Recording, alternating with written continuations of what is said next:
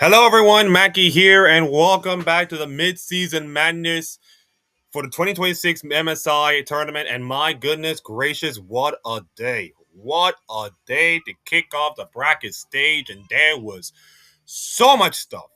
You want reverse sweeps? You got reverse sweeps. You want drama? You get drama.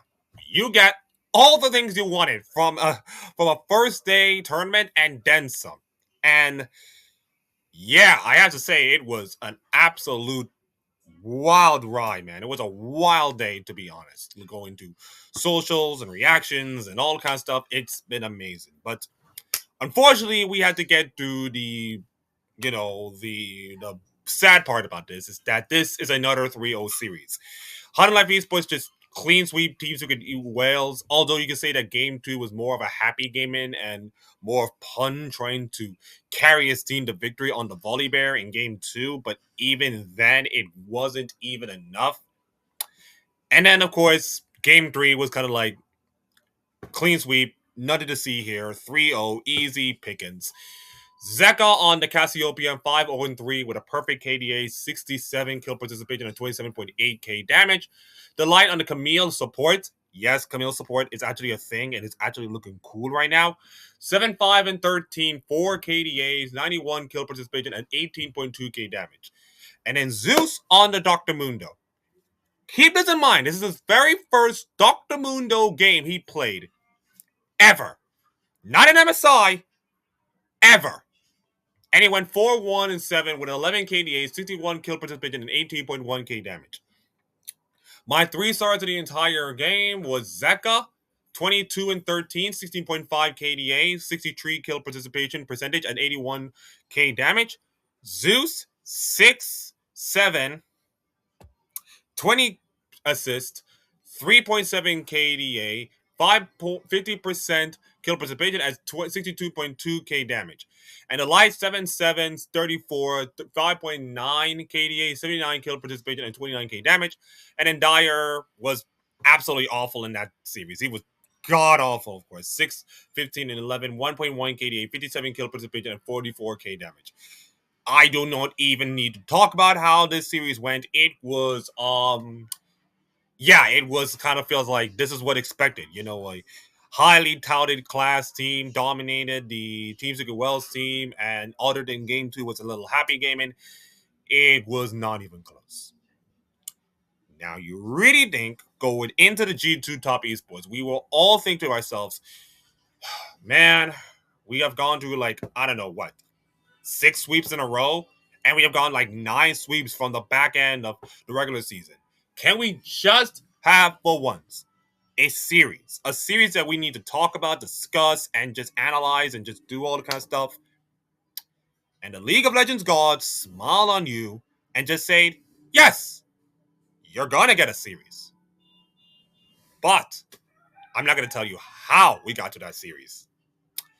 Ladies and gentlemen, it is time for me to talk about top esports. Yeah. Yeah, we are revving up here. We are revving up to the top esports topic right now. We are going to talk about top esports. And we're going to talk about top esports in 3 different acts. Think of this as the 3 acts of top esports, starting with the first chapter, which is Hope. Hope in terms of the first 2 games, in which they absolutely cream G2 esports. Zuan on the Ambessa was absolutely impressive. 8-1-3, 11 KDA, 65% kill participation at 34.4k damage.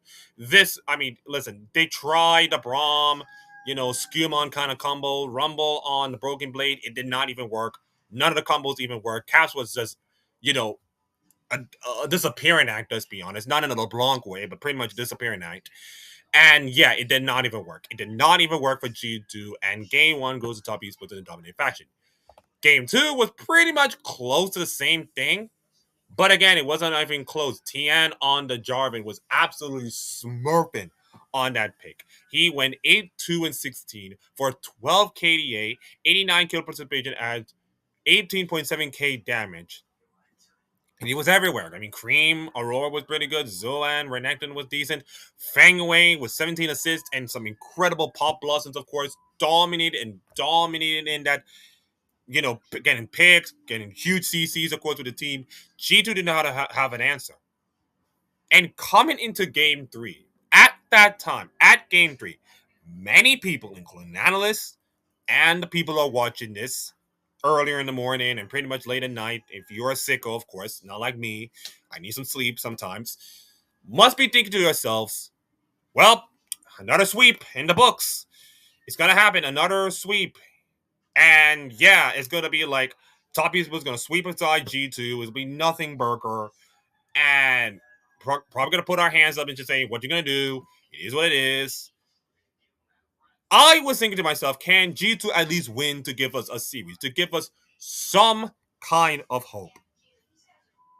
And that is where Act 2 of the Top Esports comes from. Desperation. Because while they were hopeful, there's a little bit tiny doubt on their shoulder. Must be thinking to yourselves, hey, look, you're leaning 2-0 against Mighty G2. You're doing absolutely incredible. But I'm not sure that you can do anything much in this. You better finish it all before, the inevitability. Anywho, game 3 is where everything went to hell. And it went to hell.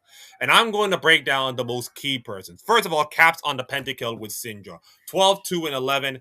He was phenomenal, of course, with a 16.5 KDA, 79 kill participation percentage at 37.3K. They needed Caps to carry in this game with Syndra, of all champions, and he delivered. It did not start it off well, let's be honest. It did not start it off well. There's a lot of misses, of course, but once Caps is on and dominated Cream in the mid lane battle and beyond, once that dominated, it was like completely nothing. The real big play of the game was the whole crab situation with Tian. Now, for those who don't know, in 2021, MSI, Blabber famous crab meme came from that entire international when Freak kind of, did his classic freak out and, mentioned about why did Blabber smite the crab and he got killed, of course, and then Freak went ballistic. And the crabber memes, of course, that pretty much started in. Tian pulled the biggest impression of the crab meme, in which Syndra pulls the crab, which is, by the way, I think one of her, her moves is like pull in objectives, of course, including like the blue buff. So she decided to pull the crab away. And then Tian trying to like fish in for that crab. He gets the crab. I think he gets the crab. No, I don't think he get the crab. That was G2 getting the crab. And got killed for it. Now, as I mentioned, of course, in my previous rundowns or recaps, is that the smallest thing, the smallest mistake could have a bigger impact on this entire series. And little do they did not know it, that this little Tian int pretty much starts the snowball of Chernobyl-esque kind of disasters that is fallen on Top Esports throughout this entire series. And man, it's gonna get even worse. Because game 3 was kind of like finally, G2 give us a series. We are finally not getting sweeps in this entire MSI. Thank the Lord. Now we can say that Top Esports is gonna, win this series, and then we can go to bed feeling happy, all kinds of stuff. But thank the Lord we're gonna get a series. And then Game 4 happened. Game 4 happened. And ladies and gentlemen, that reaches, well, not closer to Act 3, but we are closer to, I think we're closer to the end as we're supposed to be. Because Act 3, and yes, I was supposed to do Act 3, but I couldn't do that with the epilogue, by the way. And yeah, Act 3 is the fear. You got your hope, you have some doubts, of course, and the desperation, and now the fear is coming right at you because everybody knows that Top Esports in international competitions has been known to being a choker. They have been saying this for a long time. And every time Top Esports go to international events, you're thinking, oh, Top Esports look like the favorites to win and all kinds of stuff. But you know the history. It is the history of the Tottenham. It's the history of the Tottenham in esports terms. It's the history of the Top Esports. Every time you're thinking Top Esports might turn the corner and try to do something internationally, they always have that feeling of like, yep, they did it again. They choked again. And game 4 was kind of like game 3 with the TNs, inting, of course. It's kind of like the small little snowball. This is turning into like this medium snowball, turning into the larger one, and about to avalanche into the entire snow village. Because Skewmon and Caps put on a clinic. Mostly Caps, of course, on the Twisted Fate. I think you could say that Caps my MVP for this entire series for the comeback and the mental fortitude you have done it. But 3-1-7 on the Twisted Fate, 71 kill participation, 10 KDA, 32.5k damage. And yeah, this is not looking good.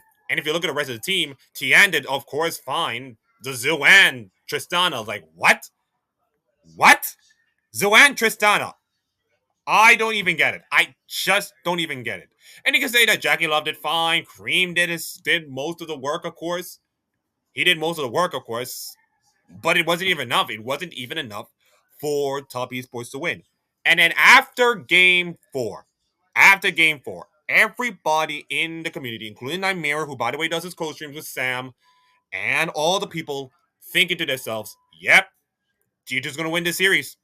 G2's going to win that series, man. Top Esports, they're choking. It's like the Wembiyama in your head meme, of course. The choking is in their head, man. The choking is in their head. The Reggie Miller, Halliburton choking is pretty much in their heads right now. They are cooked. They are mentally cooked right now. And then it gets even more ridiculous. In fact, it gets even more ridiculous. And it really, really emphasized the choking. That the game 4 was like a little snowball coming in. Now it's a big snowball. And there's like nothing you can do right now. There is absolutely nothing you can do. It's coming, and you better run and hide, but it's always inevitable, and it's never going to stop. And unfortunately, game 5 is where the end is. The act 4, the epilogue, it's the painful, slowly decline of things are going crap, and it went to crap. And not before the most controversial thing that happened, or non-controversial. Now you see this draft, and you might be thinking, oh, this is kind of like a normal draft, of course. However, before the games were played, by the way, before the match was even played, and by the way, yes, I know there's a little song right now, so yep. Before the game was played, there was an incident, of course, in which that Tian was playing on Pantheon, and Feng Wei was trying to play the Maokai support. Now, here's the problem. Once the draft picks were picked at before 20 seconds, that is it. You cannot do anything with these picks until the game starts. You can have to do your runes and all kind of stuff, but once the picks were made before the 20-second mark, before you starting the game, that is it. You cannot do something. And yet Top Esports decided to switch the draft picks. And then Delafog was like, hey, something fishy over here. They swapped the picks. They swapped the picks before that. And it led to the tech pause, in which the referees, and yes, by the way, this is an esport event. This is an official event, of course. The referees noticed this and realizing, yep, Top Esports playing something fishy, of course. Unfortunately, we have to tech pauses and decided that we have to go hard force, and you're going to get back your original picks before the whole swap. So that's why we end up with Tian playing Makai and Feng Wei playing Pantheon. And they were god awful on those picks. God awful, especially Feng Wei with 8 deaths. Like, they are so tilted right now from this entire choking narratives that that even their picks were getting neutered. They're in their the choking is getting into their heads, man. Even in the picks, like it's just unbelievable seeing that in real times. I was watching the highlights, but even if you watch this from like the full game perspective, you were just realizing, yep, they're gone. They're mentally gone. They are mentally gone. And yeah, I mean, listen, this is like watching the Spurs having a 20-plus point lead against the Knicks in game number 4 at Madison Square Garden. And we all know what happened. We all know what happened. Yes, the OG and NOB hand of God, but we all saw the collapse at full time. This is literally Knicks Spurs game 4 at full tilt in the entire series. Or, by the way, in Major League Baseball, the Major League Baseball kind of retweeted this whole thing. Red Sox, Yankees, 2004 ALCS. It's kind of like that. So I don't even need to talk about this entire game. This was a G2 stump from start to finish. Yeah, there was a little inty over there, but Caps was on a rampage on the Mel. 13, 10, and 4. 77 kill participation and 32.5k damage. I'm going to look at the KDA for this instance. Let me just do that. And the KDA for this one is a 5.8 KDA, 77 kill participation, and 32.5k damage. And that was it. That was it. This it was an historic reverse sweep, by the way. And yes, I'm going to pull the full series to show you how incredible this reverse sweep is. This is the first time since 2017 that an MSI reverse sweep has happened. It is the first international reverse sweep since BDS did it against PSG Talon. Remember those two teams? Back in 2023 Worlds. It is the first time that G2 has ever beaten Top Esports in 777 days. It is the first time that G2 has ever beaten LPL in that length, of course. And it just pretty much justifies two things. One, the LEC is a one-team region and has always have been for the rest of time. And yeah, if Common Corp cannot even beat Team Liquid, what is the point of the LEC anyways?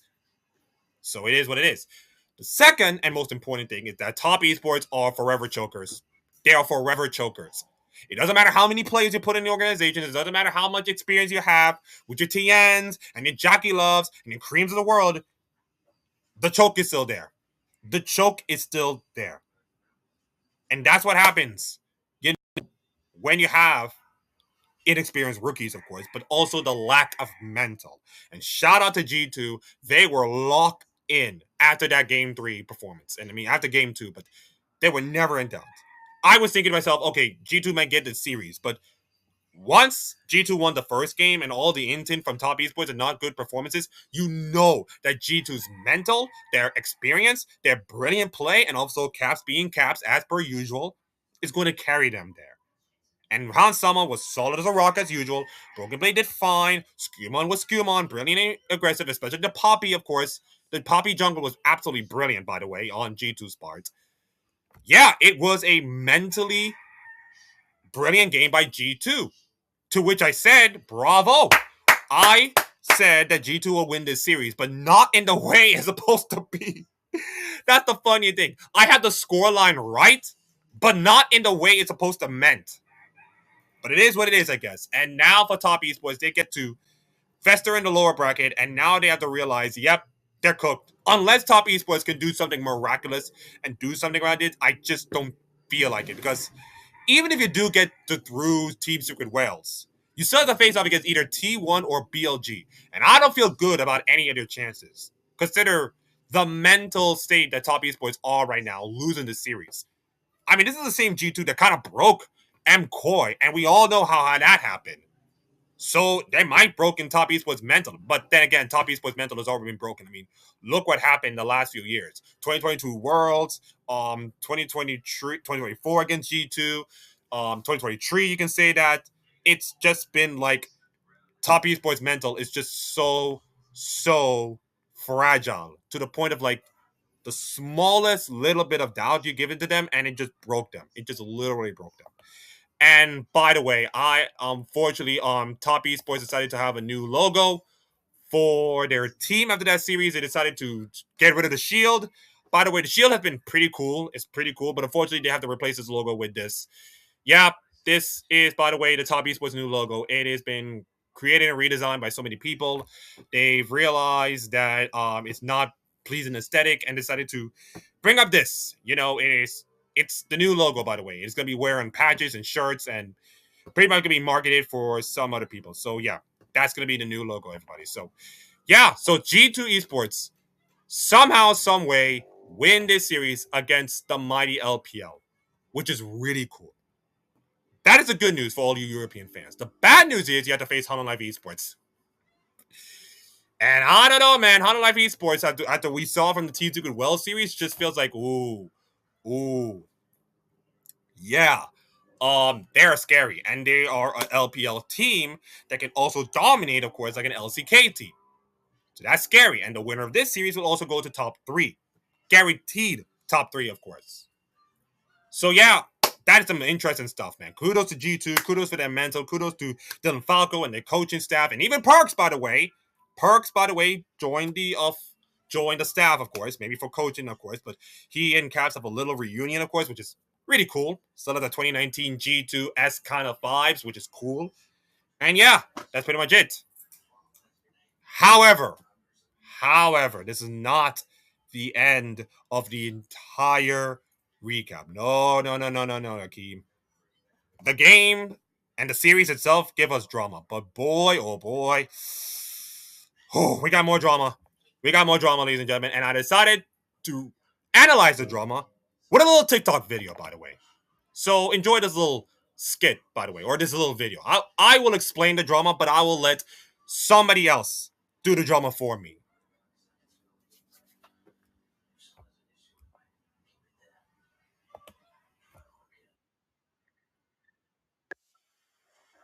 Okay?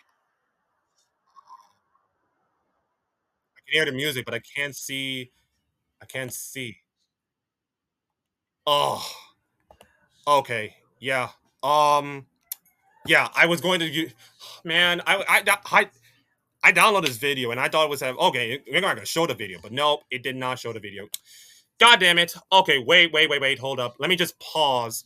Let me just pause and then come back and I'm probably gonna show you the video and then explain to you what that video mean and all the chaos that goes on there. So this was the first half of the chaos. The second half is even more chaotic.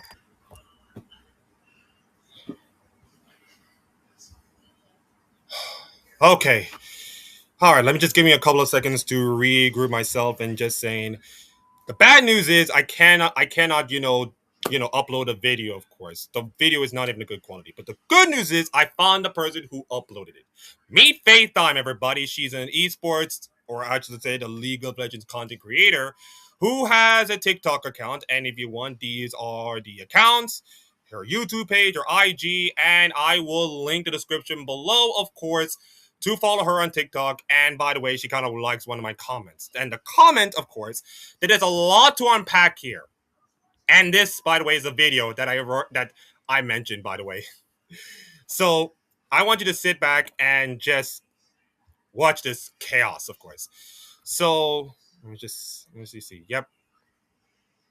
Oh, come on. Come on. Okay. Calm down, Akeem. Calm down. Okay, yeah. Okay. There you go. Just wait for it. Wait for it. Wait for it.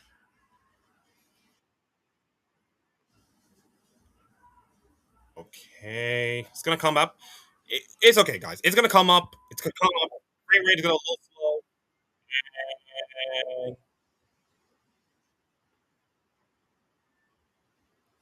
And mm-hmm. Yeah. I did say it on Twitter. I did say it on her video. That's a lot to unpack, guys. That's a lot to unpack. So let's just break it down piece by piece and just get through all of this. I'm not gonna get through all the drama like 20 minutes because of course I got a World Cup matchup to start. And by the way, Cabo Verde, dear team, facing off against mighty Argentina, which is going to be something. But I'm going to punk in a little bit things. First of all, Guma fans feeling offended. And by the way, this is the full video. Yeah, I'm going to put this. So first of all, Guma fans feeling offended after G2 sent drugs to T1 as a joke. Okay, then. Second of all, Caster is being attacked for saying trash talk is okay, and I will get to that part. And the third one, HLE fans attacking Azale for calling their team T2. Now, I think I can just smoosh the three things that are being here all together at once. And I am going to try something. So the first part, I think the Guma fan offended at the G2 sending the truck at TT1 is a joke. Because it's pretty much like simple, classic League of Legends fans or Korean fans sending trucks whenever the team is bad, and of course they do something. It's just G2 being a harmless prank, and okay, that's bad. Secondly, the Honline fan attacking Zelda, calling them T2, pretty much explanatory because of course they got the parts of the famous Zeka, Zeus, Faker, Owner, Gumi Yuji, and Karya, the Zokovic. I don't know what it's called, but they got some of the pieces and they said that, oh, this is kind of like T2, and then Azil got absolutely destroyed. But the real kicker that really grinds so many gears around the community is the fact that the caster is being criticized for trash talking. Yes. Yes. In case many people do not know, BLG versus T1 is going to be playing tonight or around this morning, of course, at the time we're recording. And by the way, let me just see if I can find the details here. Yes. Yes. So, in case maybe people don't know, Ben said that Duran's play has been pretty much not so great, or his performances have not been awful, despite the mostly the fact that G BLG just dominated T1 in every which fashion, which is fine, I guess. And then Duran goes on the interview after they sweep TL and just saying like, "I'm gonna teach you some lessons or something," and that's like, ooh, ooh, that's some straight fire. That is some straight freaking fire that I needed in this series, in a tournament that is, let's be honest, it has been lacking in terms of drama and all kind of stuff. But boy, oh boy, yeah, yeah, it's something else. And this is, by the way, the examination part. This is the Gronk kind of version.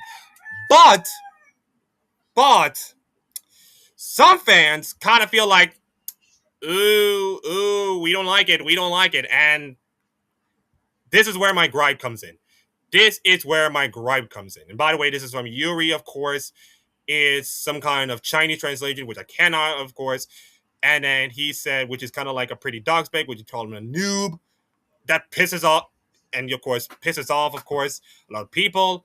And then it said, and then Shinnok, by the way, and I think Shinnok has a post about Azale, and unfortunately that post got deleted, of course, by Azale. Let me just see if I can find it.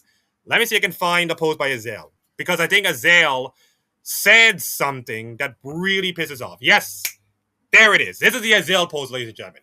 It says that getting a ton of hate for saying I don't think there's anything wrong with being trash talking Duran, so I'd like to clarify my sense. I think players should be able to speak their mind and say what they want in interviews. To me, trash talk, player rivals, and regional battles are what makes games even more exciting.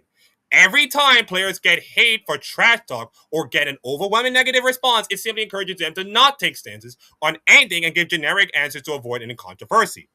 I'm super excited to see Ben and Doran matchup, and it was fun for me to see Doran clap back in his stage interview about Ben's comments. I've been a Doran fan for many years and have done segments about talking about how he's underrated and underappreciated, so this is nothing to do with him as a player. Players speaking their mind makes the games fun and interviews way more fun and should be encouraged even if you don't agree with them, in my take. And I think Azale has a goddamn point. Okay, fine. Sometimes you don't like it, sometimes you do, but I think he's right. Sometimes I think he's right. And I think combined with the Holland Life Esports fans going after him for saying this is T2, and the Guma fans, of course, going after G2 because of their little harmless prank, it pretty much sums up something that I think I need to say off my chest. And maybe I get a lot of shtick, of course, from the Korean fans, but I don't care. I think Eastern League of Legends fans, and yes, I think Nightmare mentioned about of the LPL, of course, in his co-stream, of course, are the most softest skin are the most softest people in all of League of Legends community. Any kind of criticism, whether rightfully or wrongfully in their opinions, is meant like, you can't say that to all player, you can't say that. And I think that is BS. That is absolutely BS. If you want to grow your game, if you want to grow a rivalry, a fan base, personalities are what gonna drive people forward. It's gonna drive a lot of people in, whether you like them or not.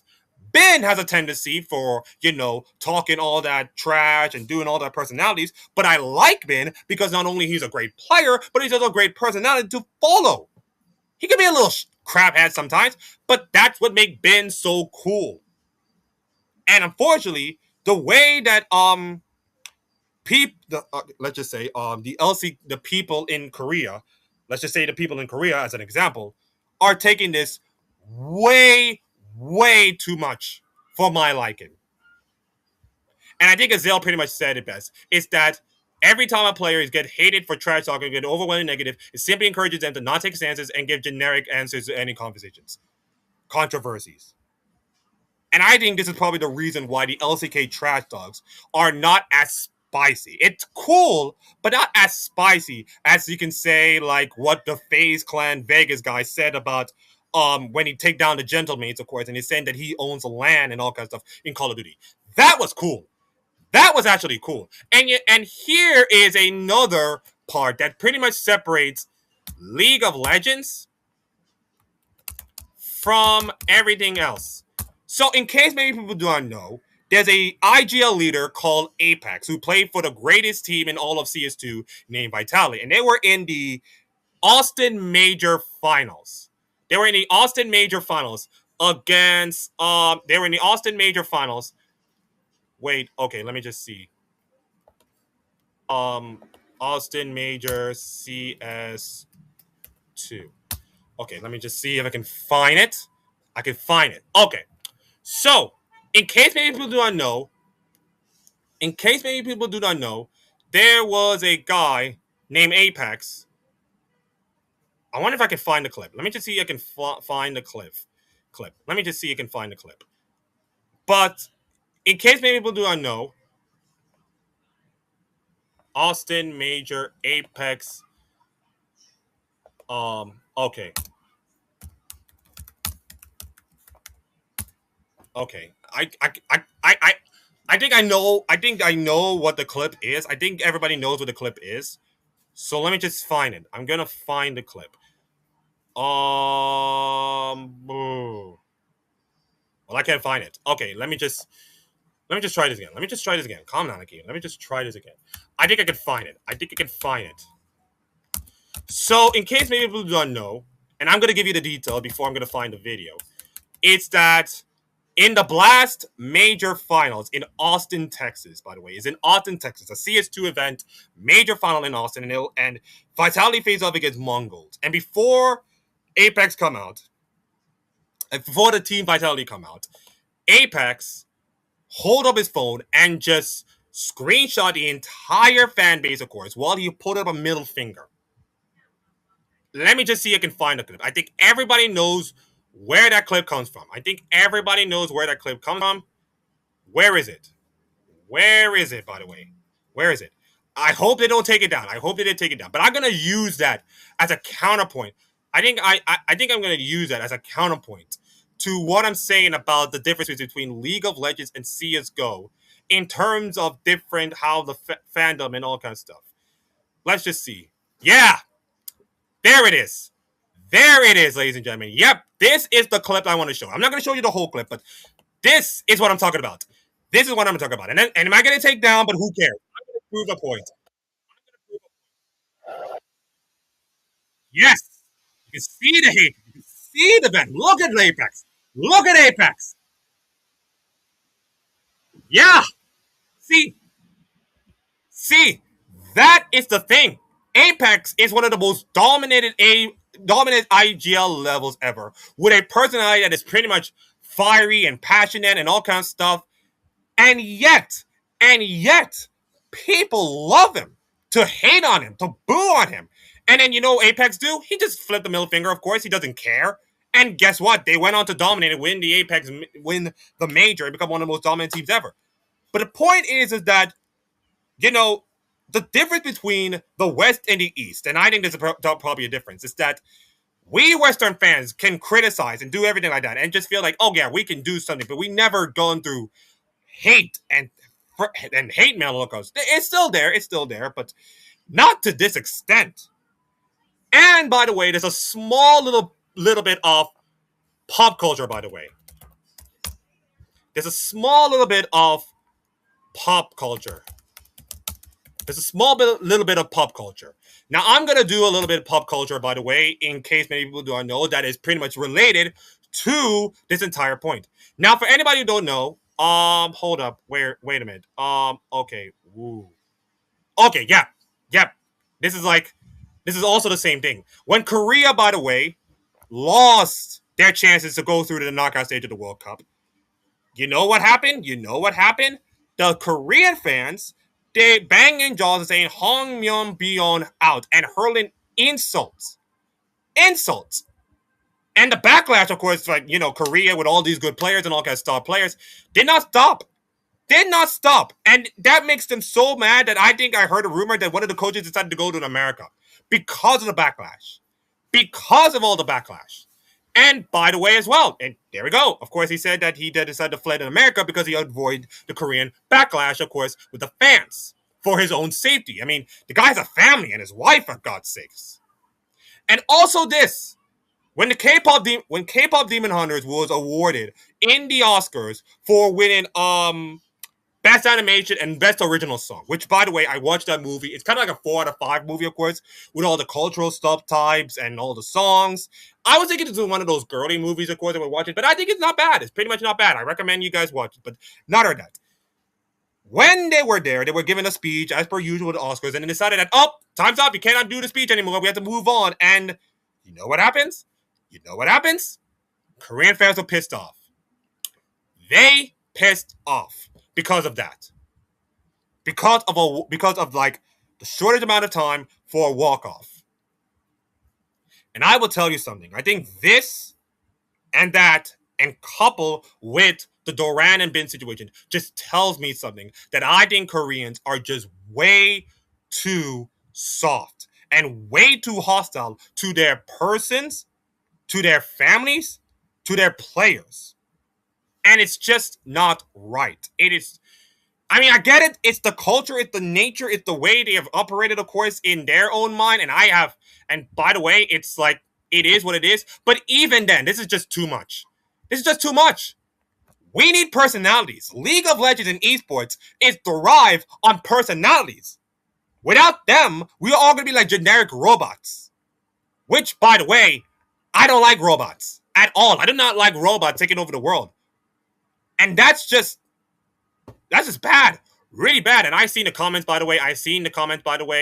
It's like, it said people, and he said the people are pissed off at this, and then 100% agree, let the players trash talk, and then see to back it up. And then it always said, let casters play a joke and trash talk when it's Durant who is being targeted and is short. And of course, it said like league fans, like which players spoke more, and they are stronger narratives to make the game. And they said a trash talk, and then the league fans pissed off, and then caster agreed with the same players, and then they passed off. It's like, Jesus Christ. Come on, guys. Like, this is just too much. This is just absolutely pearl clutching by the Eastern people. Absolute pearl clutching. Like, guys, they're trying their best to make sure this matchup gets hyped about and talked about and being learned about and just wanted to watch. But it just feels like this entire fandom is just so pearl clutching that it makes me feel like if your Riot Games, and I know Riot Games is not responsible for all this, it's Kespa and all kind of stuff, but if your Riot Games about this and you're seeing all these stuff, and it's not just this one, it's basically like every player and every time when they lose matches and trucks, I will do something about it before it destroys their mental health. Now, thankfully, Doran has to be the bigger man and just stand up and do all the kind of stuff, and I would love to see this matchup, of course, but it just feels like a lot of pearl clutching, softness, all kind of stuff. And it's not just that, it's 100 Life Esports fans getting crap on Azael. It is the G2 fans getting crapped on because of the whole prank. And even, it's a prank! It's a harmless prank! G2 did a harmless prank, and all of a sudden it's like, boo! I wish your mother dead or something. Like, come on, people. It's 2026, okay? As long as we do not cross over the line between racism, xenophobia, and all kinds of stuff, this kind of trash talking, I'm all for it. I'm literally all for it. I'm all for this little trash talking. And yet, this response, it's getting a lot of hate. Like, I'm sorry, man. I am sorry. This is BS for me. This is BS. We wanted players to show their personalities, and then the moment that we're trying to show you personalities, all the League of Legends fans want to squash it like a bug. Like, this is the reason why, LCK and LPL, as great as they are just being treated like robots. It's why we get LCK trash talks being a little bit robotic and not like being firing up. I understand you do not want to cross the line and don't want to get fined. And by the way, here's a little instance. Casey versus MCoy, of course. Everybody knows about this series with the whole Ibai, like a mental situation. It was a really cool series. A lot of like animosity between them. And then Kalis did the famous shush your mouth, of course. And then Jojo Pin saying said the F word, of course. And it was so cool. It was so damn cool. It was something incredible. And I want to watch this series more. And you know what Riot did? You know what Riot did? They fined them. They fined them for people showing personalities. We need personalities in esports. We need them. We need goddamn personalities. Not less. Not less. And it's maddening to me. It's maddening to me that Korean and LPL treated these players like pearls and glasses, that we should not be fragile. I am sorry, but that's not how life works.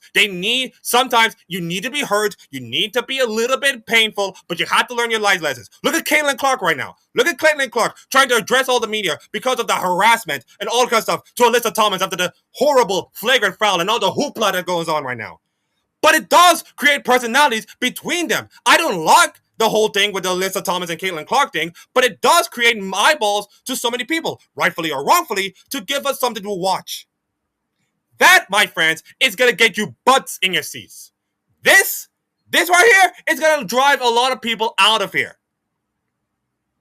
I mean, LCK is the most popular region, but even then, they're not popular when it comes to, like, you know, getting hyped or something. I wish Faker can trash talk a little bit. Yeah. Oh, no, Faker trash talking. We need to protect him from all the hate. Shut up. Grow a pair. Grow some pears or something. Okay? You need to come off the internet. You need to come off the internet sometimes. Go to a sporting event, like a World Cup or something. See the Yankees, Red Sox, of course, and realizing, wait, all that trash talk and all kind of stuff is part of sports? Yes! Yes, damn it! It is part of sports! It is part of culture! It is part of why it makes America 250 years. We talk crap about the English all the time, and then after that, we shake hands and be peaceful. And that's it. That's the end of the sentence. If LCK and LPL fans are going to treat this like this, then what's the point of having the tournament in LCK fandom at all? What's the point? If we cannot take the slightest joke seriously, if we cannot take the slightest kind of analysis, of course, they're calling them T2, seriously, if we cannot take the slightest bit of trash talk seriously, what is the point of all of this? And you know what the greatest thing about this right now is that I cannot wait for BLG to beat the living out of crap out of T1 so that every single Korean fans will shut up about this whole thing. You know, the last time the MSI took place, it was 2022. Yeah, horrible format and all kinds of stuff aside, but you know what the weirdest thing about it? T1 played in that arena, RNG Dome, and guess what? T1 lost in front of all those Korean fans and all those people, and they went silent. Absolutely silent, not a single peep in that room. And you know what? I want the same thing for BLG. And not only that, to back up what Ben said. Because if Ben said all these things and performed really badly, guess what? All the receipts will come in and all the things are going to come really rolling at you. And there's nothing you can do about it. You talk the talk, now you have to walk the walk. In face of all the criticism, in favor of all the involved that hostile act or hostile fans, you got to face all of it. And I will tell you what. It's not going to ruin my fun for this series, guys. This series is going to be absolutely good. But man, oh man, the pearl clutching, and the protectiveness of some of the fandom is just too much for me. It's just too much. Let it grow. Let the personalities grow, and we'll be fine. I get this is an Eastern thing, and I get this is an Eastern thing and cultural thing, but even I just leave them alone. Leave these guys alone and let them grow. Please, for our sake, for my sake, for the esports sake, for League of Legends sake, let that thing grow. Because we cannot have this and just saying these players need to have personalities, and yet we can't have personality because of you guys. You're the reason why the personality is kind of stumped down. Anyways, that is done. I am done. My goodness. Whew. That was a rant and a half, man. I just cannot believe it. Anyways, that that concludes it, of course. So to recap, by the way, G2 Esports won an incredible series against Top Esports to finally won their first series after 777 days. That's 111 weeks against Top Esports in reverse sweep fashion. Top Esports joke again. More drama, of course, involving Korean fandom because why not? And yeah. Anyways, that concludes it, of course. I gotta watch Argentina and Cabo Verde, and I want to see if Cabo Verde actually pull the upset or Argentina gonna smack them around and just do something. But anyways, thank you all for watching. If you like this video, please like, comment, and subscribe to this video for more League of Legends stuff to make sure that this channel will get to 100 subscribers before the end of this tournament or the end of the year, whichever comes first. And yeah, on behalf of myself, I hope you have a great July 4th or 4th of July, of course. Eat hot dogs, eat burgers, drink beer with your friends, have a great time, socialize, enjoy the American atmosphere. I know I'm in Jamaica, but I got my friends and uncles in America, so I wanted you guys to enjoy yourself, okay? Just enjoy yourself, and I will see you all for the predictions later today on my shorts, and I will see you guys tomorrow for more recaps. Peace, everyone, and just grow a personality, I guess.